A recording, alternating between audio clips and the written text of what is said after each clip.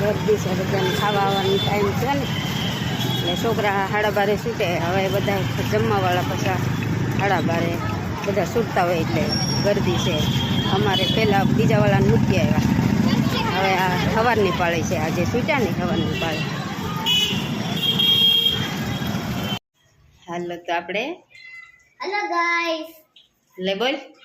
hello guys નમસ્તે હું હવે જાઉં છું સ્કૂલે અને આપણે અરે રોટલી જોઈ શકો છો મકાઈના રોટલા હા અસલ મકાઈના રોટલા અને ભીંડાનું શાક અને જો રોટલા બનાવ્યા જોઈ શકો છો અને આપણે જાવી છીએ કેતુલને સ્કૂલે મૂકવા જય માતાજી બધાને હાલો પાછા આવતા બ્લોકમાં મળશું અને જેને જેને મકાઈના રોટલા ખાવા હોય એને કોમેન્ટ કરજો